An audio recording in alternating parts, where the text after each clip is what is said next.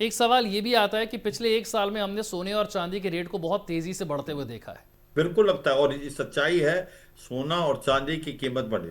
पहले सोने की कीमत तो बढ़ती जा रही थी, मगर चांदी की इतनी नहीं बढ़ रही थी। नमस्कार, मैं हूं आपके साथ विशाल कालरा और बात करेंगे डोनाल्ड ट्रंप की सनक की और दुनिया पर उनके राज करने के प्लान की। साथ ही बात होगी कि डोनाल्ड ट्रंप जब कोई अचानक से अटैक कर रहे हैं या अचानक से कोई स्ट्रेटेजी बना रहे हैं, दुनिया के किसी देश के राष्ट्रपति को उठाकर ले आ रहे हैं, तो मकसद किसी देश पर सिर्फ कब्जा करना नहीं है, उसे कंट्रोल करना नहीं है।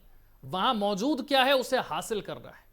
किसी देश में बड़े पैमाने पर तेल उपलब्ध है, कहीं सोने की खान है, कहीं चांदी बड़ी मात्रा में उपलब्ध है, कहीं ऐसे रेयर अर्थ मिनरल मौजूद हैं जो कि आज की इंडस्ट्री की जरूरत बन चुके हैं, जिसके लिए अमेरिका को दूसरे देशों पर निर्भर रहना पड़ता था।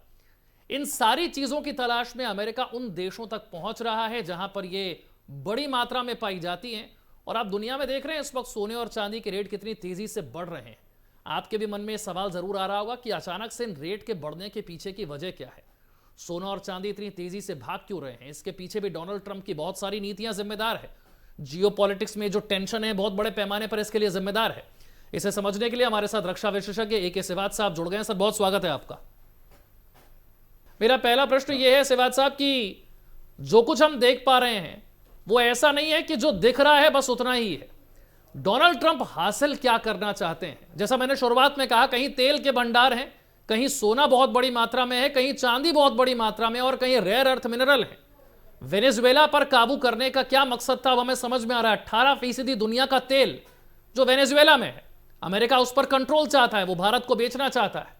ग्रीनलैंड सिर्फ सिक्योरिटी के लिहाज से जरूरी नहीं है, ऐसे ही बहुत सारी चीजें वहां पर भी हैं। ईरान के पास तेल है, ऐसे बहुत सारे देश हैं। ट्रंप का ये जो पूरा प्लान है, इसे आप कैसे डिकोड करेंगे? हाँ बिल्कुल, देखो वो ये चाहते हैं कि ये जितने भी रिसोर्सेज हैं जहाँ पर भी उनको कंट्रोल करें। आप वेनेजुला की बात करें तो इसमें शक नहीं है। 18% ऑयल है, और करीब करीब वो $11 ट्रिलियन का है। और 330 जो आपके बिलियन बैरल की खान है वो ऑयल की। उसके बाद आता सऊदी जो कि 267 बिलियन बैरल है। तो इसका मतलब है वेनेजुला को अगर आप कंट्रोल करते हैं तो आप पूरे ऑयल की जो इंडस्ट्री है उसमें काफ़ी हद तक कंट्रोल कर सकते हो, क्योंकि 18% बहुत ज़्यादा होता है। और ये भी सच्चाई है कि अब अमेरिका क्या करना चाहता है, क्योंकि वेनेजुला का जो ऑयल है वो थोड़ा सा डेंसिटी ज़्यादा है, उसको रिफाइन करने में मुश्किलात होती है। मगर ये भी सच्चाई है कि इसकी जो पहले कंपनीज ने काम किया तो अमेरिकन ने किया था। वो अलग बात है। फिर बाद में वहाँ पर रिजीम चेंज हुई और फिर ऐसा नहीं हो पाया। अब अमेरिका दोबारा जा रहा है। अमेरिका उन ऑयल को कंट्रोल करेगा और पैसा कमाएगा और पैसा अपने पास लाएगा, इसमें कोई शक नहीं। अब बात आती है कि आप कह रहे हैं ग्रीनलैंड पे। देखो, ग्रीनलैंड की अहमियत बहुत ज़्यादा हो गई है, क्योंकि पहले आर्कटिक में बर्फ़ ज़्यादा पड़ती है। वहाँ पर सी लेन नहीं थे, वहाँ समुद्र से जो शिपिंग थी वो रिस्ट्रिक्टेड थी, बहुत लिमिटेड टाइम के। क्योंकि अब टेम्परेचर बढ़ गए हैं, अब बड़ी आसानी से शिप वो रूट अपना सकते हैं। वो शॉर्टेस्ट रूट है यूरोप से लेकर अमेरिका के लिए। स्ट्रेटेजिकली ग्रीनलैंड एक ऐसी जगह लोकेटेड है कि वो सी लेन है उनको कंट्रोल कर सकता है। और आपको पता है कि ग्रीनलैंड जो है एक ऑटोनमस रीजन डेनमार्क का है। और अभी वहाँ पर चीन और रूस का दबदबा बढ़ता जा रहा है, क्योंकि चीन और रूस को पता है कि ये सी लेन बहुत इंपॉर्टेंट होंगे। तो ऐसे में अमेरिका उसको चाहता है। अमेरिका के दो रीजन है, एक तो ये सच्चाई है स्ट्रेटेजिकली बहुत इंपॉर्टेंट है, वहाँ पर गैस ऑयल भी है और वहाँ पर क्रिटिकल मिनरल्स के भी होने के चांसेस बहुत है। तो इसका मतलब ये है ग्रीनलैंड तो उनको बहुत इंपॉर्टेंट है अमेरिका पॉइंट ऑफ व्यू। क्या ग्रीनलैंड के लिए वो जबरदस्ती कुछ करने की कोशिश करेगा? मुझे लगता नहीं ऐसा कोई नौबत पड़ेगी। हाँ ये भी है, अगर ऐसा होता है तो याद रखो जो नेटो वर्सेस नेटो हो जाएगा। डेनमार्क में एक नेटो कंट्री है, फिर आर्टिकल 5 का क्या होगा? फिर नेटो तो वजूद खत्म हो जाएगा। मगर वो करेगा क्या, क्योंकि 50,000 ही पॉपुलेशन है, ऑटोनमस रीजन है। तो वो वहाँ पर माहौल चेंज करने की कोशिश करेगा, एक प्रकार से खरीदने की भी कोशिश करता है। मैं अपने दर्शकों को बताएं कि 1917 में जो वर्जिन आइलैंड अभी लिए हुए हैं अमेरिका ने, वो वहीं से लिए थे $50 मिलियन के। हाँ, जिसको डेनिस वेस्ट इंडीज बोला जाता था पहले। तो ऐसा कर सकता है कि वो ग्रीनलैंड को खरीद ले, मगर कैसे भी ले ग्रीनलैंड को वो लेके रहेगा, क्योंकि ग्रीनलैंड स्ट्रेटेजिकली अमेरिका के लिए बहुत इंपॉर्टेंट है। यानी आप कह रहे हैं कहीं कि ना ये कहीं। तय है कि ग्रीनलैंड पर कब्जा तो होगा ही, चाहे हाँ वो बिल्कुल सैन्य होगा। ताकत से हो या फिर वो पैसे की ताकत से हो, लेकिन कब्जा तो होकर रहेगा। बिल्कुल होगा, क्योंकि वो बहुत इंपॉर्टेंट है, उसके लिए रेयर अर्थ मटेरियल भी है, ऑयल गैस भी है, और स्ट्रेटेजिकली बहुत ज़्यादा लोकेशन है, लोकेटेड है। वो नहीं चाहता कि रूस और चीन में नहीं, का इस वहां पर कब्जे का दबदबा हो। असली मकसद सिक्योरिटी है या असली मकसद तेल गैस मिनरल है? तीनों है, तीनों चीजें हैं, क्योंकि इसका हर एक की अहमियत है, ये याद रखो। सिक्योरिटी भी है, और गैस और ऑयल और क्रिटिकल मिनरल है। मुझे लगता है ये तीनों बहुत अहम हैं। और जैसे वेनेजुएला की बात की थी हमने, ऑयल था, इसी प्रकार ईरान में भी। ईरान का भी जो एक प्रकार जो रिजीम है अयातुल्ला अल खमैनी की, उसको क्यों चेंज करना चाहते हैं? उसके चार रीजन। एक तो सच्चाई है कि अयातुल्ला अल खमैनी जो हैं वो ऑटोक्रेटिक हैं, वो सुप्रीम लीडर कम है बल्कि एक डिक्टेटर है। तो ऐसे में ईरान अमेरिका की नहीं सुनता है, एंटी अमेरिका सेंटीमेंट पैदा करता है, और प्रॉक्सीज को तैयार करता है पूरे वर्ल्ड में, जैसे हमास हो, हिजबुल्ला और होती रेबल, इन जैसे प्रॉक्सीज को, जिससे टेररिज्म फैलने का डर रहता है वर्ल्ड में। तीसरा, वो एक न्यूक्लियर हथियार बनाने की तरफ भी जा रहा है। तो ये भी एक बहुत बड़ा कॉज ऑफ कंसर्न है। अगर कल को खुदा ना खाता ईरान न्यूक्लियर हथियार बना लेता है, तो पूरा मिडल ईस्ट डिस्टेबलाइज होगा। तो मुझे लगता है कि ये तीनों चीज़ें हैं वहाँ पर। आप देखें कि बहुत ज़्यादा ऑयल है ईरान के पास भी, उसकी भी उसकी नज़र है। तो उसके नहीं, कारण लेकिन वो भी ईरान चाहता है कि ईरान में ईरान। आज जो कुछ हो रहा है, अमेरिका ने उसके लिए कैसे प्लानिंग की, और ये प्लानिंग आज से नहीं थी, लंबे समय से थी। इसे आप बेहतर समझा सकते हैं कि कितनी लंबी ये प्लानिंग थी और कब जाकर के ये आपको लगा कि अब इंप्लीमेंट हो गई है। दुनिया अगर हाँ बाहर ये से देखेगी तो लगेगा तो ये कि ये तो महंगाई के खिलाफ प्रदर्शन हो रहा है। इसके पीछे अमेरिका कैसे है, जरा ये समझाइए। देखो, ये समझना कि क्या अमेरिका ही इसके पीछे, वो भी गलत होगा, क्योंकि कहीं ना कहीं जो अयातुल्ला अल खमैनी की गवर्नमेंट है वो भी फेल हुई, क्योंकि ऑटोक्रेटिक गवर्नमेंट थी, डिक्टेटरशिप थी। वहाँ पर इन्फ्लेशन बहुत हाई स्केल पे हो गया, अनएम्प्लॉयमेंट है। पहले वो लोग बाजारी से स्टार्ट हुई, जहाँ पर बिजनेसमैन आए, जो क्योंकि वहाँ पर जो रियाल है, जो उनकी फॉरेन, उनकी लोकल करेंसी, वो डॉलर के मुकाबले में बहुत भारी गिर गई। एक डॉलर 1.5 मिलियन रियाल के है। तो सच्चाई है, वहाँ से बात स्टार्ट हुई, फिर स्टूडेंट्स भी आ गए, फिर ऑल वॉक्स ऑफ लाइफ। मगर ये सच्चाई है कि इसके अंदर जो अमेरिका और इजराइल ने बहुत बड़ा इंपॉर्टेंट रोल प्ले किया है।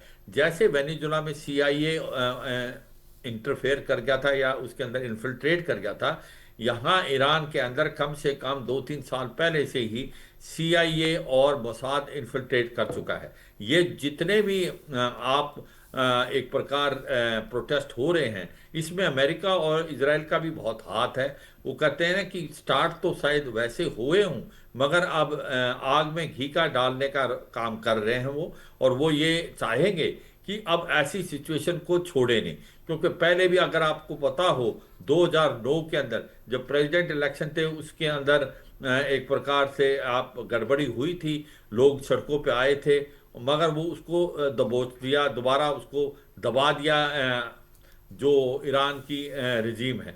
फिर 2022 के अंदर आप देखें, हिजाब वाला था, उसमें अमीना लाख की औरत को भी मार दिया, उसको भी दबा दिया। क्योंकि इन दोनों को दबाना, या 2019 में भी हुआ, क्या वजह है कि बहुत बड़ा ईरान का जो दबदबा है, आईआरजीसी बहुत स्ट्रांग है, मिलिट्री बहुत स्ट्रांग है, और वो दबा देती है, और फिर सिचुएशन बराबर हो जाती है।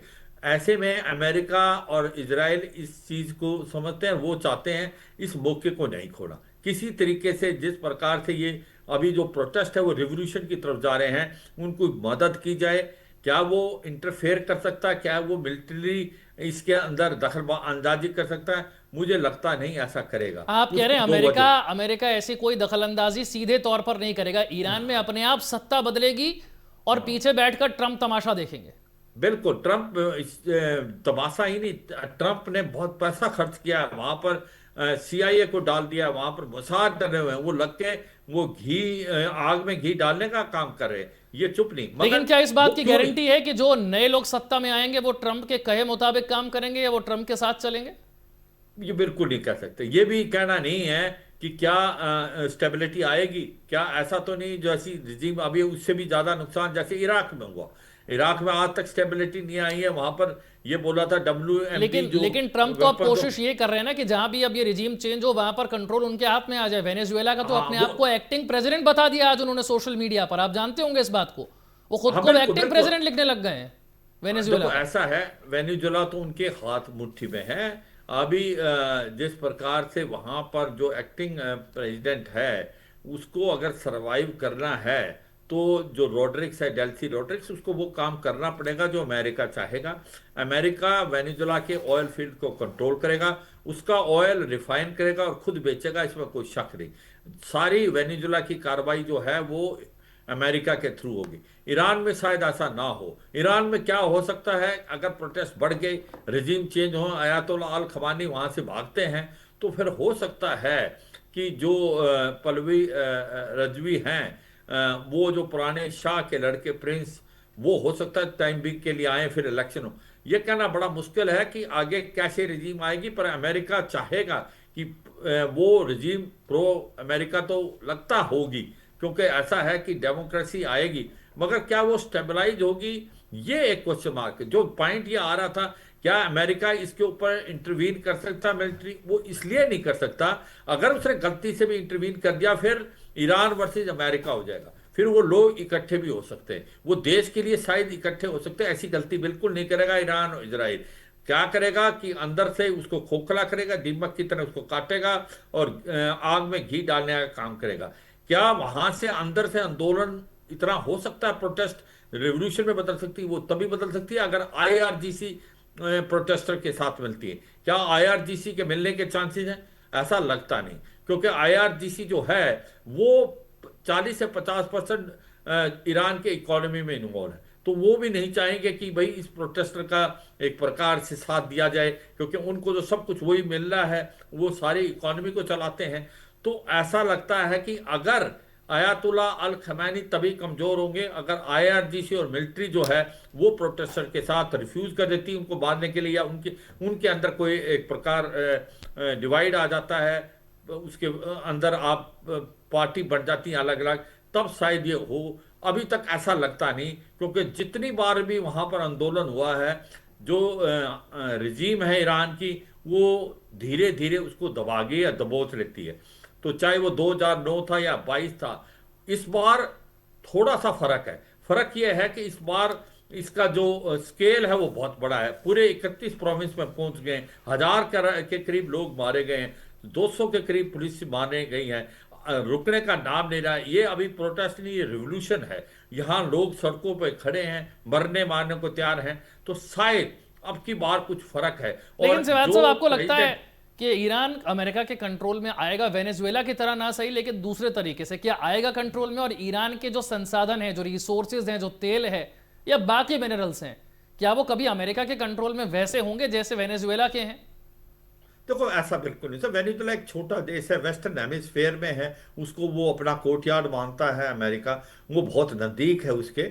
और वो क्योंकि उसकी मिलिट्री पावर बड़ी कम थी, उसको इन्होंने खरीद लिया, उसके जो एक प्रकार के जो उसके बॉडी गार्ड वगैरह थे। ऐसा ईरान में बिल्कुल नहीं होगा। ईरान एक बहुत बड़ा देश है, बहुत तगड़ी मिलिट्री है, और उसके जो लोग हैं वो इंडिपेंडेंट थिंकिंग के हैं। बिल्कुल अगर रिजीम चेंज होती है, अयातुल्ला अल खमैनी जाते हैं, तो अमेरिका चाहेगा कि ऐसी गवर्नमेंट आए जो प्रो अमेरिका है। मगर ये सोचना कि वहां के रिसोर्सेज को पूरा कंट्रोल कर पाएगा अमेरिका, मुझे लगता है वो बहुत ज्यादा बड़ी होप हो जाएगी, वो तो समय बताएगा। ठीक है। मगर अब हाँ। क्योंकि लोहा गर्म है, लोहा गर्म है, तो अमेरिका वार करेगा, मगर मिलिट्रली वो नहीं इंटरवीन करेगा, क्योंकि उससे पूरा ईरान फिर इकट्ठा हो जाएगा, फिर ईरान वर्सेज इजराइल या ईरान वर्सेस अमेरिका हो जाएगा। वो शायद नहीं करेगा, और सब तरीके अपनाएगा कि अब ये जो सिचुएशन अब ऐसी होगी है कि ऐसा लगता होपलेस सिचुएशन है, उसको बिल्कुल होपलेस करे, और आयातल्ला खुले इतना प्रेशर डालें कि वो यहाँ से रूस भाग जाए। मुझे लगता है ये स्ट्रेटेजी के साथ अमेरिका और इजराइल कर रहे हैं। ठीक है, अगला नंबर किसका है इसके बाद? कई लोगों के दिमाग में बड़े सारे सवाल हैं। क्यूबा है, मैक्सिको है, यहां तक कि अब तो कनाडा भी डर रहा है और कह रहा है कि सीरियसली लेना पड़ेगा ट्रंप की धमकियों को। हाँ देखो, कनाडा मुझे लगता नहीं ऐसा होगा। कनाडा रिस्ट्रिक्शन हैं उसके ऊपर डलेंगे, क्योंकि अगर आप देखें इलीगल माइग्रेशन हो रही है अमेरिका में, तो वो लैंड रूट से ज़्यादा है। वो जो हैं एक मेक्सिको से है और वो कनाडा से। जो आप ये कह रहे थे कि वेनेजुला से वहाँ पर ड्रग की तस्करी होती थी अमेरिका में, सी के दौरान, मुझे लगता नहीं कोई खास होती थी, 2-3%। जो होती है वो ज़्यादातर मैक्सिको से मैक्सिको। होती है, उन पर एक्शन लिया हाँ, नहीं, ले लिया आई वेनेजुएला नो। पे। हाँ, मैं यही बता रहा हूँ, मैक्सिको और कनाडा से भी होती है। और ये फेंटाइल जो है इसका रॉ मटेरियल चीन में है, तो चीन से आता है और ये यहाँ भेजते रहे हैं। तो ईरान जो कनाडा है, वो मुझे लगता नहीं कि ऐसा कोई कार्रवाई करेगा जो अमेरिका के इंटरेस्ट के अगेंस्ट हो, क्योंकि कनाडा हरदम अमेरिका के साथ रहा है, पर डर है उसको। तो इसलिए उसका भी जो प्राइम मिनिस्टर है, वो इस बात को समझेंगे कि भाई डोनाल्ड ट्रंप से दोस्ती भी बुरी और दुश्मनी भी बुरी। अब बात आती है मैक्सिको की, कोलंबिया की और क्यूबा की। ये क्या आ सकते हैं उसी दायरे में? क्यूबा और कोलंबिया मुझे लगता है नेक्स्ट टारगेट है। मैक्सिको को इतनी जल्दी वो नहीं टारगेट करेगा। मैक्सिको के साथ वो प्रेशर डालेगा, कनाडा में प्रेशर डालेगा, पर मुझे लगता है अभी कोलंबिया और क्यूबा ये टारगेट हो सकते हैं, क्योंकि इन इनके वो बार बार चेतावनी दे रहा है, और ये सारे वेस्टर्न हेमिस्फीयर में वो नहीं चाहता। आप सबसे ज्यादा वेनेजुला में सब ये सोचते हैं ऑयल ही है। ऑयल तो है, मगर वहां पर चीन दबदबा बना रहा था। चीन के पास 80% ऑयल जाता था। वो नहीं चाहता चीन का दबदबा वेस्टर्न हेमिस्फीयर में हो। तो जो जो देश चीन के साथ हैं, नजदीक हैं, उन पे ये रिजीम चेंज कराएगा। आप क्यूबा में, कोलंबिया में भी ये ऐसा ही होने वाला है। और मुझे लगता है कि मैक्सिको में और कनाडा में प्रेशर डालेगा। मैक्सिको और कनाडा में दोनों में बहुत ट्मेंडस प्रेशर डालेगा, क्योंकि लैंड रूट अमेरिका के साथ मिलता है। मगर ये सच्चाई है, डोनाल्ड ट्रंप कल क्या करेंगे कोई भरोसा नहीं कर सकता, एक एक क्योंकि वो सवाल इतने एक सवाल अनप्रिडिक्टेबल। एक सवाल ये भी आता है कि पिछले एक साल में हमने सोने और चांदी के रेट को बहुत तेजी से बढ़ते हुए देखा है, और हम साफ तौर पर यह देख पा रहे हैं कि जियो पॉलिटिक्स में जिस तरीके की टेंशन आई है, उसका बड़ा असर सोने और चांदी की कीमतों में पड़ा है। पिछले एक साल में चांदी की कीमत 2 गुने से भी ज्यादा हो गई है, सोना भी करीब करीब 2 गुना बढ़ चुका है। जो कुछ भी अमेरिका इस वक्त कर रहा है, जिस तरह की टेंशन दुनिया में है, ये सोने और चांदी के दामों को बहुत तेजी से आगे बढ़ा रही है। और जितनी अब जितनी अस्थिरता पैदा हो रही है ट्रंप के इन कारनामों से, ये कीमत और ज्यादा तेजी से दौड़ने वाली है। क्या आपको भी लगता है ऐसा? बिल्कुल लगता है, और ये सच्चाई है। सोना और चांदी की कीमत बढ़ी। पहले सोने की कीमत तो बढ़ती जा रही थी, मगर चांदी की इतनी नहीं बढ़ी थी। मगर चांदी जो है एक बहुत ही आपको इम्पोर्टेंट मेटल है। अगर आप देखें कि आज की तारीख में इलेक्ट्रिकल व्हीकल्स में भी, सेमीकंडक्टर में भी, सोलर पैनल्स में भी, और उसका जो एक प्रकार से सिल्वर का आपको यूजफुलनेस वो बढ़ती जा रही है। बहुत ज़्यादा वो इस्तेमाल हो रहा है सेमीकंडक्टर में और क्रिटिकल मिनरल्स के अंदर भी। अब अमेरिका भी चाहता है कि कहीं ना कहीं डिपेंडेंसी घटे चीन से। तो मुझे लगता है सिल्वर जो है, जितनी इसकी डिमांड बढ़ती जा रही है, इतनी सप्लाई नहीं है। और अभी चीन ने एक्सपोर्ट को बंद कर दिया सिल्वर से। तो एक पैनिक मोड आ गया है और सिल्वर के रेट बढ़ते जा रहे हैं। सिल्वर के दो रीजन है, एक इसकी यूजफुलनेस बहुत है ईवी में, सोलर में, और उसके बाद आपके सेमीकंडक्टर में, चिप्स में। दूसरा यह है इसकी डिमांड ज़्यादा, सप्लाई कम है। तीसरा यह है कि गोल्ड के रेट तो बढ़े हैं, ये गोल्ड के मुकाबले आसानी से खरीदा जा सकता है, ये भी रीजन है। तो ये सच्चाई है, आने वाले समय में सिल्वर के रेट बहुत ज़्यादा बढ़ेंगे।